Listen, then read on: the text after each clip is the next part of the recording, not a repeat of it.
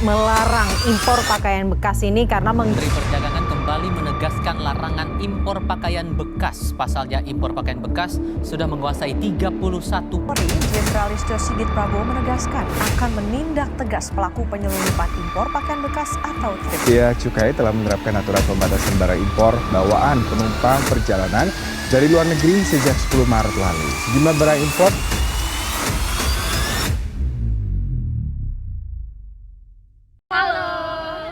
Perkenalkan, kami dari kelompok 6 yang beranggotakan 3 orang dengan saya, Feni Maharani, Saya Maria Anjeli saya Cecilia Lorenza.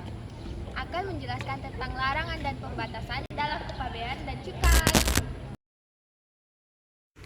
Halo teman-teman, di sini saya Maria Anjeli akan menjelaskan tentang lartas atau larangan dan pembatasan.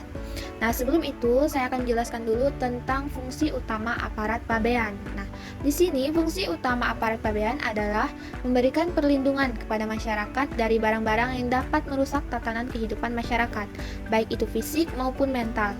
Pengawasan aparat pabean harus mampu mencegah adanya barang-barang yang merusak tersebut dengan mengacu kepada ketentuan yang berlaku. Barang-barang yang merusak tidak hanya terbatas pada barang impor, namun juga barang ekspor jika diekspor tanpa dikendalikan. Maka dari itu, di dalam kepabeanan terdapat larangan dan pembatasan atau yang biasa kita sebut dengan lartas. Sering ditemukan dalam pembicaraan terkait perdagangan internasional, baik itu impor maupun ekspor. Tidak semua barang bebas keluar masuk dalam lintas negara. Beberapa barang memang dilarang dan dibatasi untuk diperdagangkan lintas negara. Barang-barang ini memerlukan izin agar importasi atau eksportasi dapat dilakukan.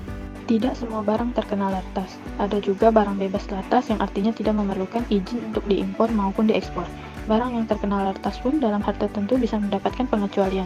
Contoh barang yang dilarang diimpor adalah pakaian bekas. Pembatasan tersebut dapat dilakukan dengan melalui proses perizinan atau pembatasan jumlah yang diimpor atau diekspor.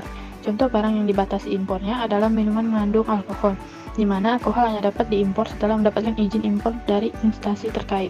Dalam Undang-Undang Kepabeanan ditetapkan bahwa dalam rangka untuk kepentingan pengawasan yang dilakukan oleh Direktorat Jenderal Bea dan Cukai terhadap pelaksanaan ketentuan dan larangan dan pembatasan, maka instansi teknis yang menetapkan larangan dan atau pembatasan atas impor atau ekspor barang tertentu wajib memberitahukan kepada Menteri Keuangan sebagai atasan dari Direktorat Jenderal Bea dan Cukai.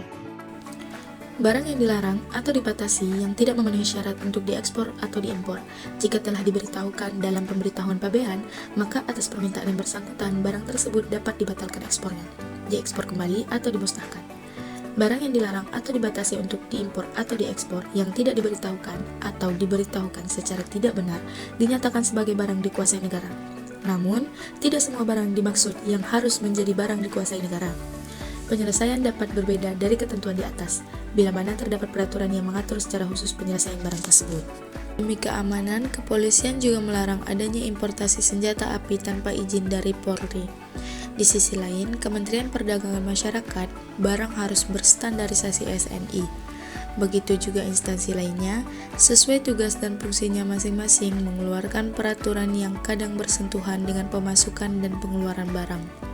Peraturan-peraturan ini disampaikan kepada Menteri Keuangan karena Menteri Keuangan membawahi Direktorat Jenderal Bea dan Cukai dan pengelola portal Indonesia National Single Window. Jadi gimana nih guys videonya? Jangan lupa like dan komen ya.